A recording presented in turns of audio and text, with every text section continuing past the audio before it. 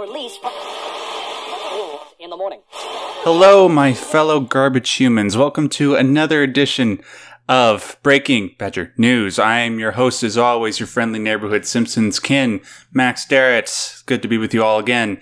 And joining me for this particular edition of the show is a woman that is more prim than Reaper. She is Miss Prim Reaper. Prim, happy Friday. How are you doing today? I am not doing too bad. Thanks for asking. Good. Did you get the whole garbage human reference? I did. I okay. Watched all about that. That is some gold level trolling right there. Yes, and kudos to Allison and Computing Forever for spamming my inbox with that this morning, because that was just pure brilliance. Just the memes that were coming out about this, it's sort of becoming like an overnight take an arrow to the knee sort of thing, and I hope it continues on for the foreseeable future. But speaking of garbage human beings, let's move on to something that actually hasn't had a video done on about it today on Honey Badger Radio. We're going to be talking about this particular article that came to my attention by somebody who brought it to my attention in the Discord chat. So, Gizmodo, they're a subsidiary of Gawker, right? Or they used to be until Nick Denton got anus raped. Am I correct about that? I don't follow these kinds of news articles most of the time. News in massive finger quotes.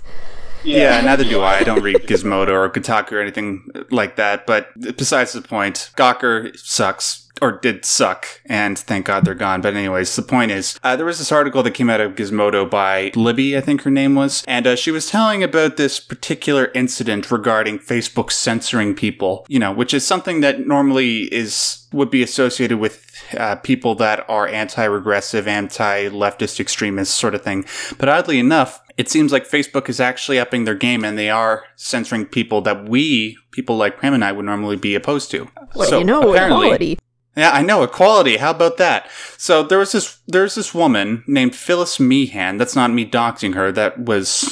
Her name was in the Gizmodo article. She's a 29-year-old corporate administrator, and apparently she made a Facebook cover photo that said, "Men are trash." And she did it in a very, cheeky way where it's supposed to be like a calming photo with very straightforward text that's supposed to create sort of this cognitive dissonance between what the picture is and the text, right? And it says men are trash. So that's what she posted. And Facebook removed the image the next day. And she blocked Phyllis from posting for 24 hours. And then Phyllis said the following to Gizmodo. Obviously, not all men are trash. However, the ones who are really upset about it are the ones who absolutely are. Interesting. Well, we'll get to that in a second. 2 days later, following this incident, she posted a screenshot of, quote, "Some sexist bullshit a man said," with the caption, "Men are trash." She was then blocked for 3 more days. And then Phyllis's friends did the following and had the photos removed. A woman named Lily Leach shared the "men are trash" meme and wrote the caption, "My friend Phyllis got banned from Facebook for 24 hours for sharing this. Where is the lie?" And then finally, just to address this whole scenario, Libby Watson, the woman that wrote this entire article, the woman whose last name I couldn't think of originally, said the following in response to this whole thing. Quote, "Men are trash is not hate speech. Largely men who act offended by things like men are trash or white people suck are doing it to make a point, not because they really are offended. They seem to think being offended by a slur is a fun activity they're being left out of. But I'm sorry, dudes, that just isn't how it works. Men are trash is simply not the same thing as sexist attacks on a woman, because you don't face the systemic oppression that makes sexist slurs so toxic. If you're a man and someone calls you a stupid trash man, wow, I'm sorry you had a bad day. If someone calls a woman a bitch or a slut, that's tinged with millennia of oppression. Now, while I gather my thoughts and my emotions, Prim, I get the feeling that you're chomping at the bit to say something right now. Yeah, I have some thoughts on this article. Just first of all, on the ones who get upset about this obviously are trash. It's like, oh, of course, who gets offended by being called trash? Obviously, it's a black mark on their character for getting upset by your rude comments. Men are trash. Yeah, I'm totally trash, Libby. Thank you so much for calling me trash. Yeah, and then the comment about it's being offended by a slur is a fun activity that they're being left out of. Like, you heard it here first, folks. These guys state outright that they find it fun to be offended. I don't know about you, but if I ever find an invitation to one of these gals' parties in my mailbox, I'll probably be giving that a miss. I was just about to say, it's kind of, I got to give them credit because they realize, hey, there is some positive that comes from being a victim. There's some power that comes from that. Listen, power, here's what I'll say to you, Libby, and all the other chicks, let's call them that for now, that were involved in this whole mess. Power isn't the only dimension that matters regarding social interaction. When you make it the only factor, you breed resentment amongst all the people you interact with. And I mean everybody, especially the people in your comments, which are thankfully giving you shit, which I wouldn't normally expect to see in a Gizmodo article. But look, you can say all you want that your garbage behavior is justified because of some sociological concept some woman named Pat Badal came up with in the 1980s. But by the time your ideal version of the world is reached, which will never happen, but even if your ideal came true, you will have just been perpetuating a vicious cycle that has lasted for millennia amongst the human species. Men will then have enough justification to conjure up their own bullshit sociological concepts, rather than realize that the only way injustice will stop is if you stop analyzing everything on the basis of power dynamics and create an equal playing field. Oh, and by the way, this whole prejudice plus power thing that Pat Badal came up with, Patricia also noted in the same paper she published that equation in, that individual prejudice still exists among people regardless of their race, sex, or orientation.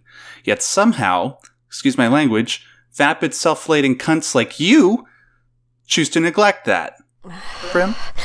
Well, I mean, if these folks were arguing that they should be able to freely say men are trash because the ideal of free speech should trump over all, and I mean, like, not to mention that hate speech as a concept is open to broad interpretation to begin with, I would be in their corner. As shitty as that kind of talk is, they should be freely allowed to say it, and people should be freely allowed to call them out for it.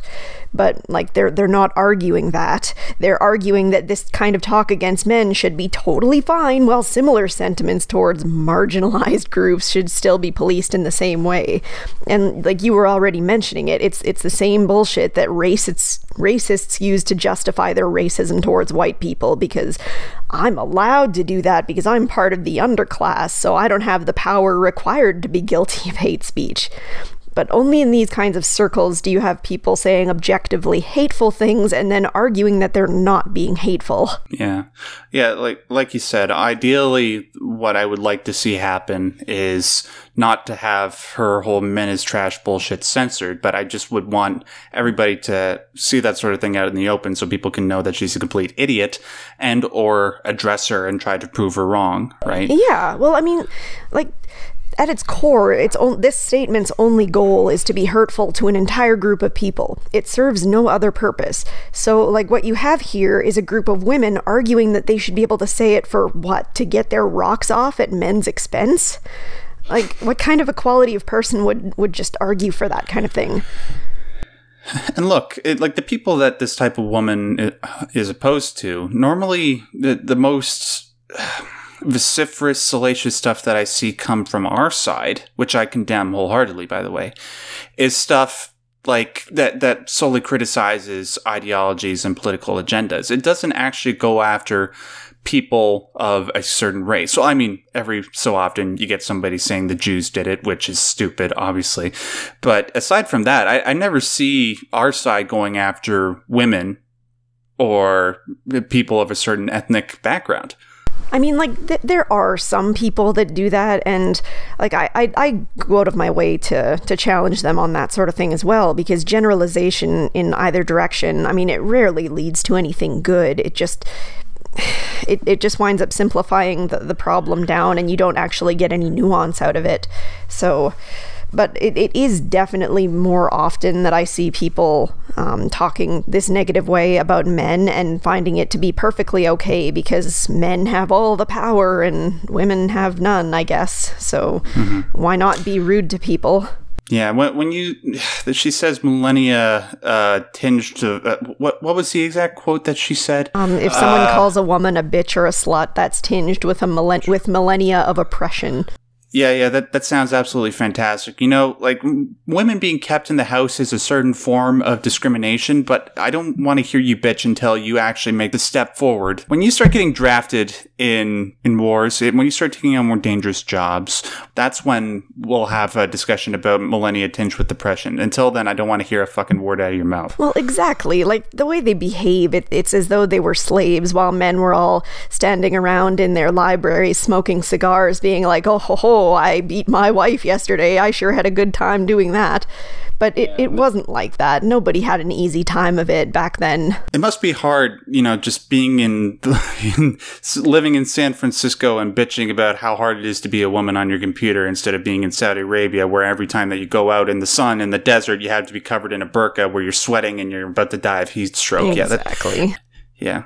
So anyways, ladies and gentlemen, those are just our thoughts on this particular situation. We'd love to hear what you guys' thoughts are. Do you agree with what we have to say or do you disagree? Just leave your thoughts in the comments section below. If you like this particular video, of course, like the video. And, you know, if you want to see more content like this, please subscribe. I want to thank Prim for joining me on short 24 hours notice. As always, she's always a lovely co-host. Thank you. And until next time, have a lovely, lovely day, you garbage humans. Bye-bye.